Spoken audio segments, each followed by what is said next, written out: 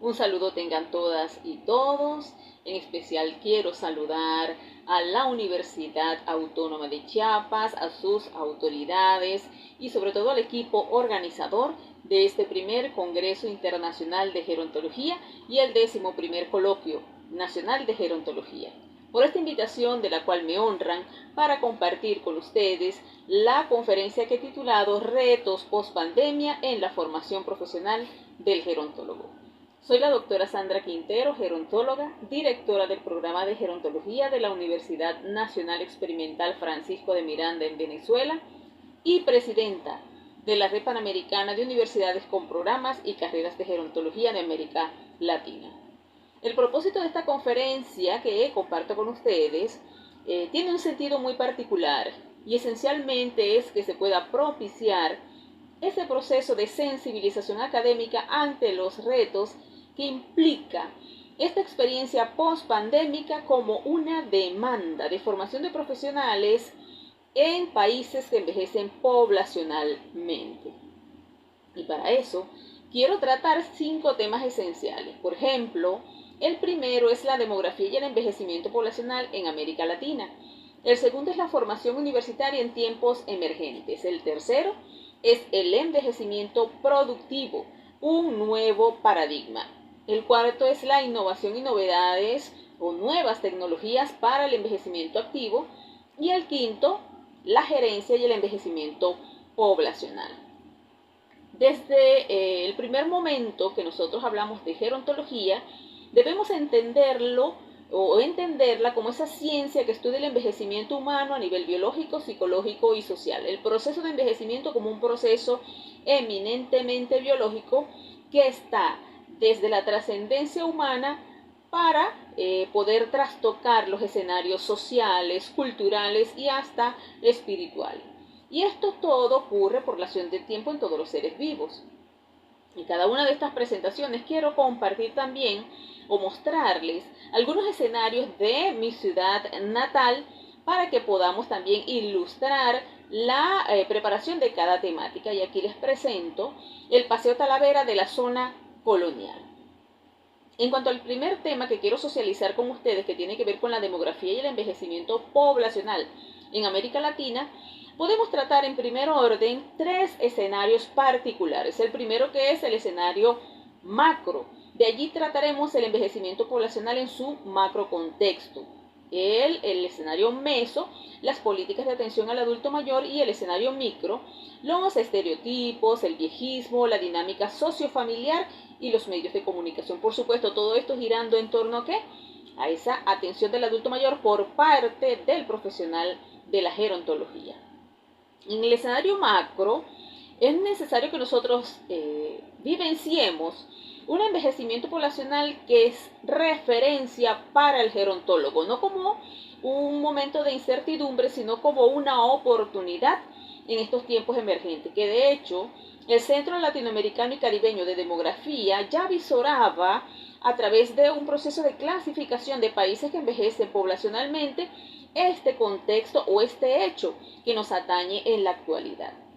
Y lo dividió en 4 grupos: el envejecimiento incipiente, donde se encuentran países como Bolivia, Guatemala, Haití, Honduras, Nicaragua, Paraguay, cuyo porcentaje oscila entre 5 y 6% de personas de 60 y más años.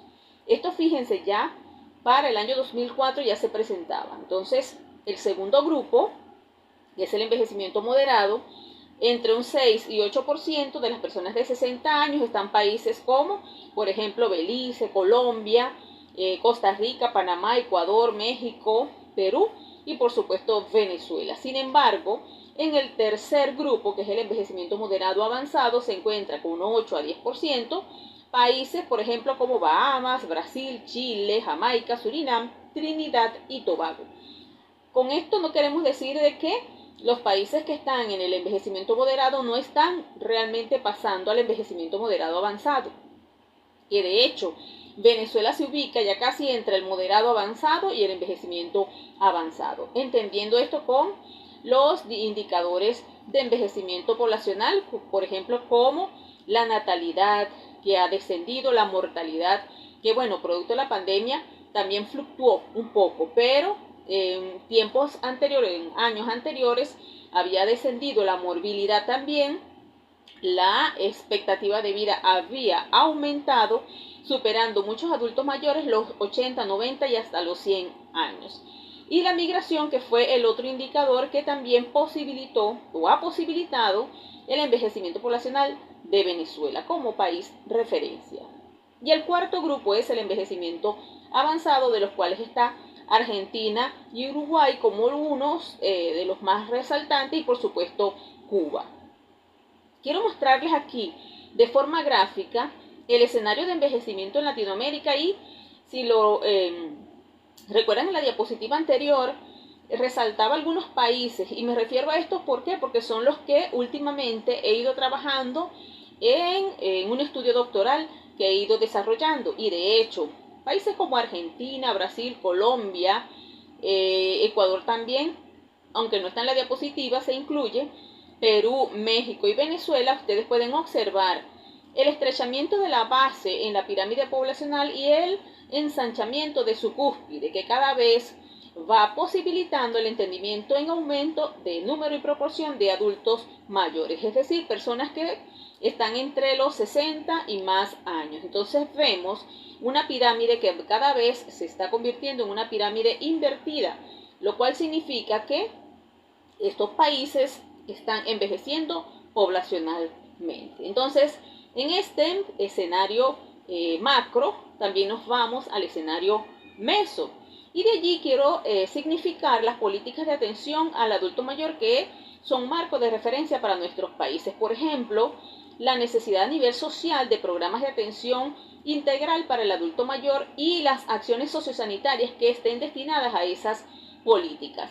En el ámbito gerencial, que se propicie realmente esa visión de gerente sensibilizado y humanista con la representación de esas necesidades gerenciales de formación de este gerente. En el ámbito de la investigación, investigaciones que sean de contexto más cualitativo que cuantitativo, pero que se incorporen equipos multidisciplinares.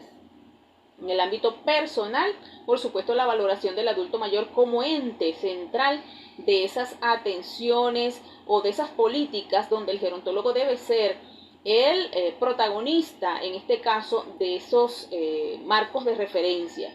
Y la atención de los equipos multidisciplinarios, por supuesto, donde esté el gerontólogo. Y en lo sociopolítico y en materia legal, tenemos que avisoramos o estamos realmente frente a un escenario sociopolítico que nos distingue en los distintos países, con marcos de referencia de pensamiento social, de pensamiento más destinados a la atención sanitaria, que debemos revisar y redimensionar el proceso de legislación. El escenario micro comprende a esa forma de detonar la toma de conciencia frente a los estereotipos, el viejismo y el edadismo, que seguramente a lo mejor se han ido presentando en la dinámica de reconocimiento de la persona adulta mayor, pero también los cambios en la dinámica sociofamiliar y hasta institucional que se han presentado en torno a la atención de este adulto mayor, y donde el gerontólogo tiene que estar avisorando tales cambios en esa dinámica. Y por supuesto, lo que en función de los medios de comunicación se ha hecho un proceso de tecnologización, que significa que se ha elevado el nivel de comunicación o el nivel de interacción a través de las tecnologías que actualmente están posibilitando en este caso, los escenarios.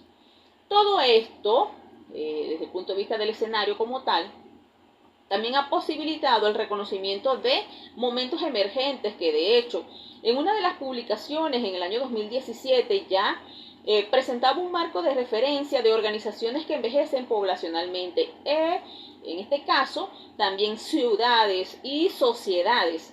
Por eso en el texto que publiqué, que he titulado Pensando en las organizaciones desde las imágenes de Gareth Morgan, que hice con algunos profesionales colegas, pude presentar ese reconocimiento de un contexto sociodemográfico donde vivimos y que es la mejor referencia para garantizar las políticas efectivas que puedan destinar un proceso de gerencia que esté más contextualizado. Y entonces allí esta plataforma que se pueda presentar, ¿qué avisoro yo? El decálogo del envejecimiento saludable, porque la Organización Mundial de la Salud presenta frente a una imagen positiva, protagónica y participativa de un adulto mayor más activo, esta década del envejecimiento saludable, que ha posibilitado realmente un decálogo interesante, que de hecho invita a la innovación, a la investigación, a la salud, a la creación de ciudades saludables, al trabajo económico, político y social, pero también al reconocimiento de la globalidad y la no discriminación dentro del marco de planificación. Esta década del envejecimiento saludable se enuncia dentro de un evento incuestionable que ya he insistido desde el inicio, y ha sido el envejecimiento poblacional, que de hecho Ezequiel Underet lo denominó explosión demográfica, porque desde el año 2010 ya visoraba que el siglo XX detonaba el aumento en número y proporción de la población adulta mayor. ¿Y esto qué traía en consecuencia? Bueno, no solamente un momento para la incertidumbre, sino realmente apropiarnos de ella como un reto de gran importancia. ¿Para qué? Para que se puedan idear políticas cónsonas y contextualizadas con las necesidades de los adultos mayores a nivel social, a nivel económico, a nivel de salud y hasta a nivel educativo. Esto que ha servido de referencia para el gerontólogo, poder entender que estamos en un tiempo emergente, pero también en un proceso formativo, tal y como lo he enunciado en el título de la conferencia, en un proceso donde la educación está en un tiempo emergente. Allí les comparto la imagen del balcón de los Arcaya de la zona colonial. Terminando entonces con la idea de esta educación emergente, quiero adentrarme a la segunda temática que les comparto. Si nos vamos dando cuenta, vamos enlazando cada una de ellas para que entonces podamos entender los distintos contextos y las formas de adentrarse este gerontólogo a esas realidades. Entonces la segunda temática tiene que ver con la formación universitaria en esos tiempos emergentes. ¿Qué hemos podido ver nosotros? Primero, que la educación o la verdadera educación no solo se consigue con enseñar a pensar, sino también sobre lo que se piensa en ese momento reflexivo. Es decir, y en palabras de lo que he ido reflexionando en este tiempo, es educar desde el cerebro del que aprende, no desde el cerebro del que enseña. Y de hecho, si nosotros planteamos un proceso formativo realmente sensibilizado, hablando con lenguaje de emociones, porque con eso hacemos anclaje preciso para que el profesional pueda estar sensibilizado, dinamizado con todas las necesidades a las cuales o retos que van a enfrentar una vez que egresen, creo que es el mejor marco de referencia para eso. Y de hecho, Fernando Sabater, en el texto del valor de educar, allí hace una especial atención al hecho de que debemos humanizar la educación. Y para humanizar la educación debemos trabajar de forma permanente. Y esa educación permanente que Lourdes Bermejo, en el texto de envejecimiento activo y actividades socioeducativas con personas mayores, un libro interesantísimo, nos acerca en todo momento a entender cómo debe ser ese proceso formativo, y hace una especial distinción en materia educativa para que nosotros podamos entender si se quieren, varias definiciones que son menester del gerontólogo, que es la pedagogía, y ese tiene su origen griego con el paidos gogo o paidagogo, que significa paidos niño y logos guiar, es decir, ese arte, esa forma particular de instruir o educar al niño. Mientras que la andragogía es esa educación, ese momento formativo de los adultos, hasta adultos jóvenes con otros de su misma edad. Pero la gerogogía, también denominada geragogía, gerontagogía, gerantogogía, es la educación de adultos mayores con otros adultos mayores. Quiero hacer esa especial distinción por el hecho de que los procesos en este caso, cognitivos y formativos en estos tres, si se quiere, grupos poblacionales, niños, adultos y adultos mayores, gracias al propio proceso de envejecimiento, tiene una distinción particular y que de hecho se haga un especial énfasis a la jerogogía o la educación con adultos mayores. La inteligencia fluida, en este caso, va en un proceso, si se quiere, de enlentecimiento, pero la inteligencia cristalizada que está permeada por la experiencia aflora de forma mucho más contundente. Entonces, entendiendo los procesos cognitivos como la atención, la memoria y el aprendizaje como los esenciales, y hay otros procesos cognitivos, pero en el caso de la educación estos son de especial atención. Entonces, con estas tres, la atención, la memoria y el aprendizaje, si prestamos, como decimos en mi país, si prestamos atención, el primer proceso cognitivo, como la atención selectiva, sostenida y dividida, nosotros podemos fijar en nuestro cognitivo cualquier información y eso va a calar en nuestra memoria y por ende al proceso de reflexión y aprendizaje queda permeado en nuestro intelecto. De hecho, el informe de Lors invitaba a reconocer este proceso de aprendizaje a través del aprender a conocer, hacer, convivir y ser. Y en esto tiene especial interés el gerontólogo en poder reconocer que la educación o la formación de este profesional no solamente se da desde el proceso cognitivo de la memorización, sino también las vivencias que pueda estar experimentando con las comunidades, con los grupos organizados, que yo les voy a compartir un poquito más adelante. Entonces nos enfrentamos ¿a qué? A unas tendencias curriculares en tiempos actuales o en tiempos emergentes que invitan a una educación multidimensional. Insisto en Fernando Sabater con el valor de educar, ¿por qué? Porque habla del mapa, no es el territorio, y de hecho hace una especial atención al reconocer que cada persona construye su propia realidad a través de una verdad subjetiva. Fíjense cómo se enlaza estos territorios, que de hecho son 6 referencias, con lo que les he compartido respecto al informe de Lors y la dinámica anterior que tiene que ver con el aprender a conocer, a hacer, convivir y ser. Entonces, el segundo momento que se enuncia sobre los filtros que determinan esa clase del mundo que vivimos, que es realmente la propia realidad. Y esos filtros son aquellos elementos de valores, costumbres y modos de comportarnos que tienen las personas y que con el pasar del tiempo va construyendo su propio mapa mental. Esos filtros que están influenciados por los mapas siempre están en constante retroalimentación y posibilitan que, en el cuarto punto, el cambio del mundo interior o del mundo exterior. Y si quiere cambiar realmente el mundo exterior, tiene que cambiar primero la realidad interna. Y por supuesto, el lenguaje que se utilice va a estar reflejado o reflejará el pensamiento y las experiencias de esa persona.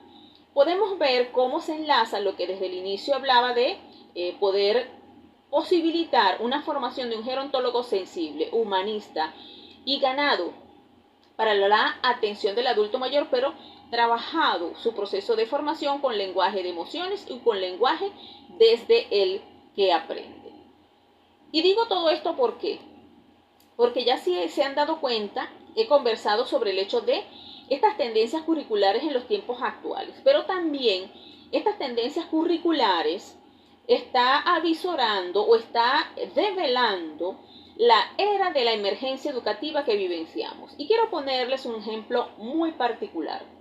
Por ejemplo, en Venezuela, a través del programa de gerontología de esta Universidad Nacional Experimental Francisco de Miranda, de la cual estoy trabajando, nosotros visibilizamos que en nuestra sociedad de la información, que de hecho ya se avisora una sociedad tecnológica educativa, la revolución de las nuevas tecnologías ha posibilitado el desarrollo de aulas virtuales para la formación de nuestros profesionales.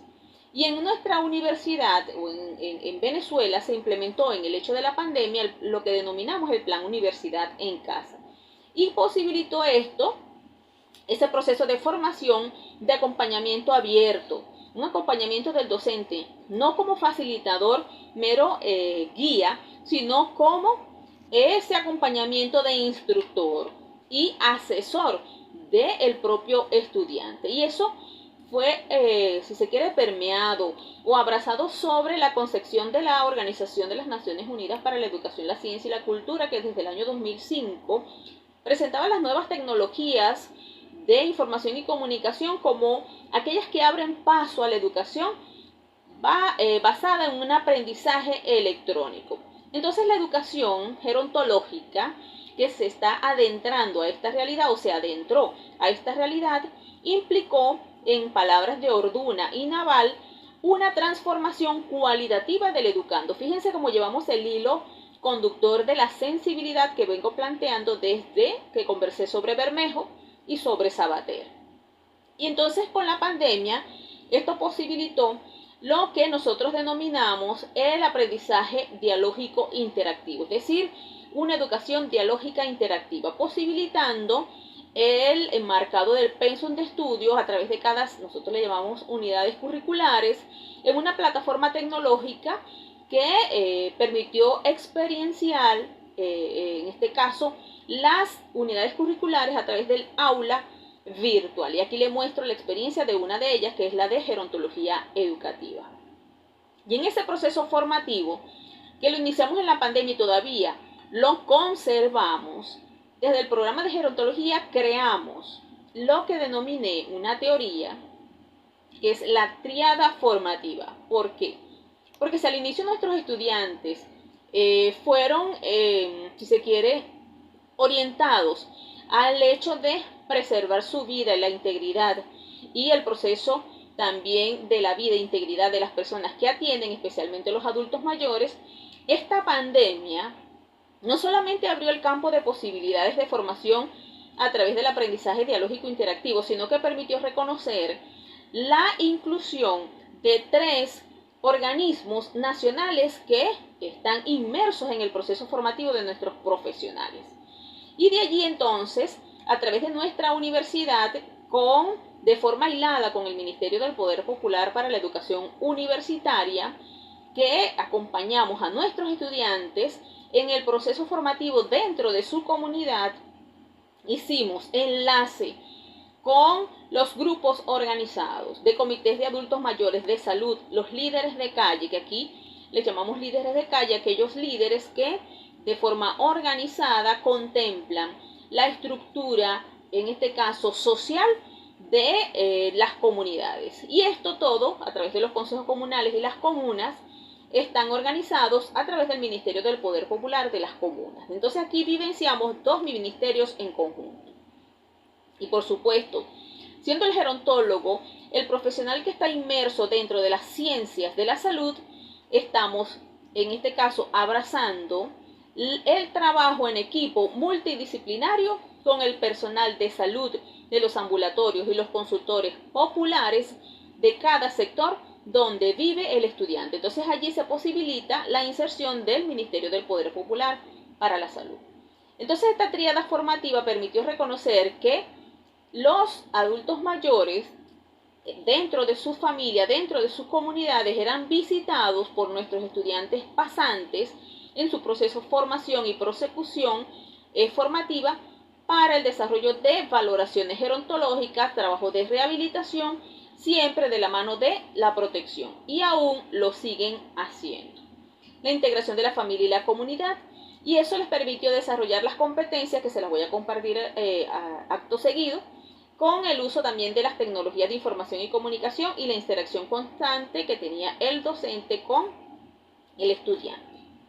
Porque entendimos que el aula de clase, el espacio físico, la estructura física de 4 paredes no es el único lugar de aprendizaje, sino que es allí en las comunidades. Podrán observar en la diapositiva algunas experiencias, por ejemplo, grabaciones de exposiciones, de estudios de caso, de jornadas virtuales, a través de herramientas tecnológicas que han innovado el uso de las tecnologías de información y comunicación y que han sido de provecho de nuestros estudiantes. Han planteado monólogos, trabajos con las comunidades, jornadas de preservación y hasta las defensas de los trabajos de grado.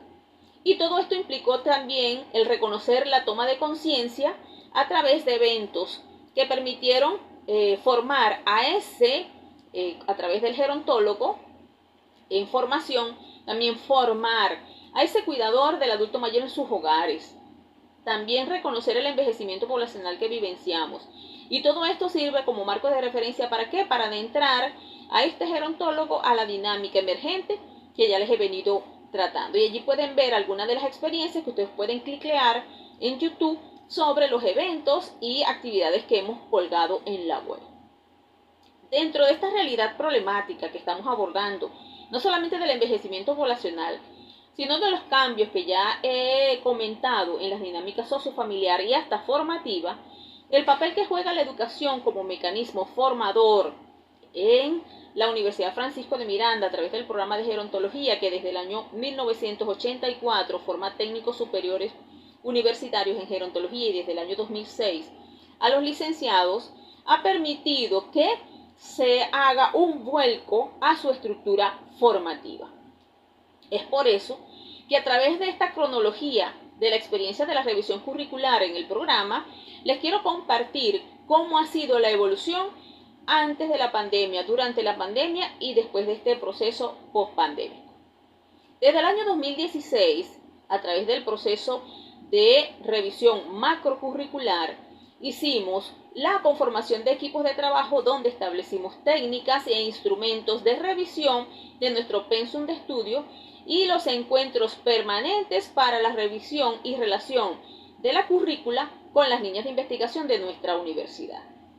En el año 2017 se hizo la construcción o un proceso de revisión y actualización del perfil con la presentación de los avances en materia de no solamente curricular sino de perfil que permitieron orientar el modelo curricular a través de focos curriculares omnipresentes y desarrollo de las normativas de la Comisión de Currículo y la Comisión de Investigación. Para el año 2018 se presentaron, producto de este proceso de revisión, posgrados, desarrollo de nuevas unidades curriculares, la formación y la actualización de la misión y la visión del programa y la construcción de un modelo curricular apoyado en una matriz estratégica FODA de fortalezas, oportunidades, debilidades y amenazas. Y de allí avanzamos hacia el proceso mesocurricular, donde en el año 2019 hicimos la socialización de esos avances y la actualización de las unidades curriculares por componentes. En el año 2020, en pleno proceso de pandemia, desarrollamos el proceso microcurricular, donde hicimos la convalidación de actividades de una unidad curricular que se denomina trabajo comunitario, que nuestros estudiantes hacen trabajos en las comunidades, que lo mencioné de hecho en la tríada formativa, y eso permitió la certificación de las competencias. En el año 2021, aún en la pandemia, hicimos la formación multimodal y la adecuación curricular multimodal, donde a través de lo que les mencioné del aprendizaje dialógico interactivo se fortalecía la triada formativa y también el desarrollo de las competencias. En el año 2022 actual, el taller de actualización del perfil profesional, que ya lo hemos definido, en este caso la entrega de un perfil profesional más actualizado y la presentación en las distintas actividades desarrolladas en nuestra universidad. Esos elementos del proceso de formación curricular permitió reconocer la actualización del perfil de ingreso, del perfil de egreso y un mapa curricular a tono con los contenidos y materias en consonancia con las demandas del entorno. Y la metodología que utilizamos fue un diagnóstico situacional, la reestructuración del componente curricular y la evaluación propiamente de este componente. Y aquí les puedo ilustrar una estructura que desarrollamos en este proceso de revisión curricular, donde a partir de las categorías que revisamos, la fase de diagnóstico que les mencioné anteriormente, hicimos la revisión de los fundamentos curriculares, que incluye el marco filosófico y las fuentes curriculares, la orientación del plan de estudio, que incluye el modelo curricular, su enfoque el plan académico profesional y los objetivos de la formación, la malla curricular del plan de estudio, que incluye la organización del plan, su constitución y sus prácticas profesionales, así como los trabajos de grado, los programas de las asignaturas, que consolidó la caracterización de las asignaturas, los objetivos, las estrategias didácticas y los recursos de enseñanza, y por supuesto en la segunda fase, el proceso de reestructuración, y la última, que es la evaluación general del proceso curricular. ¿Qué aportes permitió fortalecerse con esta formación profesional? Primero, que se incluyeron en nuestro pensum de estudio unidades curriculares como innovación y desarrollo, epidemiología, cuidado humano, lógica de pensamiento. Se afloró un diplomado en estrategia de atención integral para el adulto mayor, que en este momento estamos en pleno censo. La certificación por competencias, así como estudios de posgrado, como es la maestría en gerencia en gerontología y desarrollo humano y la maestría de envejecimiento e intervención gerontológica, ya aprobados por nuestra universidad y que están en proceso de revisión por el Consejo Nacional de Universidades. Un programa de preparación al retiro laboral para el personal de nuestra universidad y que ahora lo estamos ofertando a las instituciones públicas y privadas. Y el desarrollo de la revista Gerociencia, que es la única revista en el área de conocimiento gerontológico en el país. La vinculación y el fortalecimiento de esta vinculación internacional con la Red Panamericana de Universidades con Programas de Gerontología, la participación en el proceso de construcción, redacción y asesoría de la ley que se presentó a finales del año 2021, siendo yo asesora de la Asamblea Nacional de esta ley de protección y desarrollo integral de las personas adultas mayores, donde se incluye, de hecho, al gerontólogo como el profesional de la gerontología especialista en esa atención. La vinculación del trabajo con los egresados de forma permanente a través no solamente de actividades, sino también de eventos y seguimiento. Y eventos científicos como los que mostré al principio y otros que ustedes pueden cliquear en la web colocando Gerontología Venezuela o Sandra Quintero Gerontología y ahí pueden acceder. Todo esto ha permitido el fortalecimiento del perfil profesional que tanto para el licenciado como el técnico superior en el área investigativa, en el área gerencial, en el área educativa y en el área asistencial, lo ven ustedes ilustrado en esta diapositiva. Y sobre todo porque permite reconocer que el profesional está formado integralmente para la atención del adulto mayor. Y la legalidad de este profesional de la gerontología en Venezuela se haya inscrito en la Ley de Oportunidades o en el Libro de Oportunidades de la Oficina de Planificación del Sector Universitario de forma legal, a través del Ministerio del Poder Popular para la Salud, porque está dentro del área de las ciencias de la salud como profesional como tal. Y está descrito en el manual descriptivo de cargo de la Dirección Técnica de Recursos Humanos de la clasificación y la remuneración, donde el técnico superior está en gerotécnico 1, gerotécnico 2 en su clasificación y el licenciado en gerontólogo 1, gerontólogo 2 y gerontólogo 3. Les comparto la casa de las 100 ventanas. El tercer tema tiene que ver con el envejecimiento y la productividad como un nuevo paradigma. Aquí sí quiero ser muy enfática en que hay unos marcos jurídicos importantes a nivel internacional que sirven de marcos de referencia, que de hecho la Organización Mundial de la Salud presentó en el Informe Mundial sobre el Envejecimiento y Salud el reconocimiento del envejecimiento activo en principio como una política de Estado, pero ha sido trascendido hacia el desarrollo personal y social de las personas, reconociendo que los adultos mayores en ese desarrollo puede promover nuevas posibilidades de entender al país, pero también la creación de espacios saludables para ellos. Y esto permite evaluar la calidad de los servicios que se están prestando para este grupo poblacional y medir, por supuesto, los beneficios de esa iniciativa de mejora de esa atención y la calidad del servicio que se presta. Y para evaluar, por supuesto, las necesidades que está tomando cada vez mayor sentido en las personas adultas mayores. Es por eso que un estudio de la Organización Mundial de la Salud sobre el envejecimiento y salud de los adultos mayores permitió reconocer que se está trabajando lamentablemente sobre las carencias y la asistencia sanitaria y que las personas mayores con limitaciones en su funcionalidad no debe ser el centro de esa atención, sino que más bien debe ser una oportunidad para aflorar y mejorar su calidad de vida. Y que el modelo centrado en las carencias, de considerar a la vejez como un estado de carencias, también reconoce el estado de vulnerabilidad y desconexión de este adulto mayor. Entonces, Abigurs, de hecho, permite reconocer también que cada posición de este debate polarizado permite reavivar o resaltar una era de afirmación de algunos determinados valores. Entonces, ¿por qué actuar en materia de envejecimiento y salud? Bueno, porque el enfoque de la salud está basado en los derechos humanos y se establece que ese derecho a la salud debe abarcar una amplia gama de factores que sean socioeconómicos y que promuevan las condiciones de vida, de la calidad también de las personas para una vida sana. Y eso nosotros lo hemos experimentado a través del proceso de atención centrado en la persona, que de hecho es un modelo que ya venía presentando y que hoy en este momento le doy el nombre correcto, cuando les hablé de la tríada formativa y del trabajo que hacen los gerontólogos de forma personalizada en las comunidades. Aquí les comparto la casa de las ventanas de hierro en la zona colonial, patrimonio histórico y cultural de la humanidad. El cuarto momento tiene que ver con la innovación y las nuevas tecnologías del envejecimiento activo.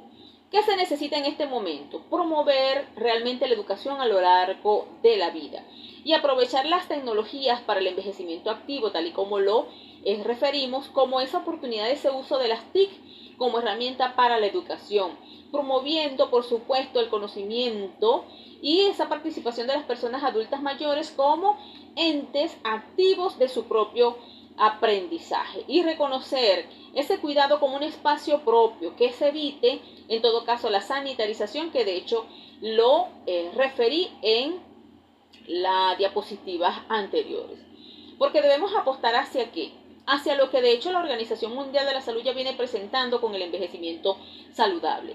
Y con este envejecimiento activo que les referí hace un momento, es que se puedan aprovechar todas esas oportunidades de bienestar físico, social y mental durante toda la vida y ampliar la esperanza de vida y la productividad hasta edades avanzadas. Y ese realmente debe ser el sentido del gerontólogo. Aquí les comparto también el Parque Nacional Médanos de Coro, un atardecer casi anochecer. Y el quinto punto de esta conferencia que comparto con ustedes tiene que ver con la gerencia y el envejecimiento poblacional. De hecho, en las posturas de Peter Drucker, en la gerencia de la sociedad futura, él hace un reconocimiento al entendimiento de ese envejecimiento poblacional que vivencian los países y que tiene que ser una referencia para la estructuración de la gerencia. Y en el texto que les mencioné, la investigación que les mencioné al inicio, desde el punto de vista doctoral, se creó logré crear una teoría que denominé la gerencia gerontológica, desde esos escenarios multidimensionales. ¿Y cuáles son esos escenarios multidimensionales? La salud, enmarcado en la atención integral del adulto mayor para ese envejecimiento activo y que sean políticas de Estado para que desarrolle ese potencial. En materia educativa, proteger los derechos del adulto mayor, sobre todo desde la igualdad de oportunidades. En materia social, es posibilitar desde esos retos demográficos la oportunidad de fortalecer los sistemas de protección social, educativos, culturales, donde se vea realmente el rostro del Estado como referencia para la acción. A nivel político, la toma de conciencia y sobre todo la mejora de la salud y los sistemas de servicio. A nivel gerencial, poder crear esa conciencia del ejercicio de los derechos del adulto mayor, pero permeado desde una visión más integral y una perspectiva de género y una visión positiva de la vejez. Y en materia de investigación, el conocimiento de la gerontología, pero desde las particularidades, desde el trabajo en equipo científico e inter y multidisciplinar. Todo esto ha sido un momento para que nosotros podamos, como lo referí hace un momento, en el desarrollo de un marco legal que de hecho a través del sistema de cuidados para la vida ha permitido que el gerontólogo pueda insertarse para propiciar esa calidad de vida y bienestar biopsicosocial de los adultos mayores y acompañar en el desarrollo de políticas como tal. Por eso Cuando hice referencia a la Ley Orgánica para la Atención y Desarrollo Integral de las Personas Adultas Mayores, cuya esencia es garantizar ese respeto a la dignidad humana de ese adulto mayor en el pleno ejercicio de sus garantías y sus derechos, allí, a través de esa atención integral, se puede fortalecer su envejecimiento activo, saludable y sobre todo digno. Y ese trabajo de promoción, allí el artículo 20 de la promoción de la gerontología, hace un especial reconocimiento al gerontólogo como el profesional especialista. Trabajos a través de todo esto, todas estas experiencias, con las fundaciones, con la Red Panamericana, el trabajo con las tecnologías de información y comunicación, con la Universidad de la Tercera Edad. Todos estos son los retos de alguna manera han posibilitado esa superación de la era pospandémica, el uso de estrategias de la web, el apoyo con la Universidad del Adulto Mayor, la formación de los líderes sociales, reconociendo que estamos en un tiempo donde las personas envejecen de forma distinta, que los adultos mayores se están cada vez empoderando de los espacios, tanto tecnológicos, sociales, comunicacionales. Ahí podemos ver experiencia de los adultos mayores en la radio, que estamos en un momento donde los adultos mayores se organizan de forma contundente. Ahorita tenemos en nuestro país el desarrollo del Congreso de la Nueva Época, también los grupos organizados de abuelos comunicadores que les asesoro a nivel nacional, como también el Consejo Patriótico de Adultos y Adultos Mayores, que forman nada más y nada menos que casi 300 y tantos adultos mayores.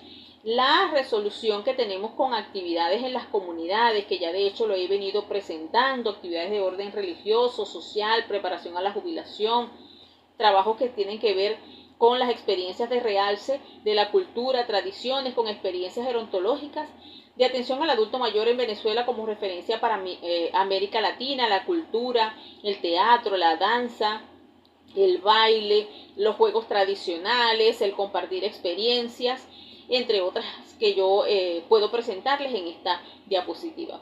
Pero ¿por dónde podemos empezar? En desarrollar las siguientes líneas de acción. Primero, crear líneas y grupos de investigación multidimensional, multicéntrico e interinstitucionales.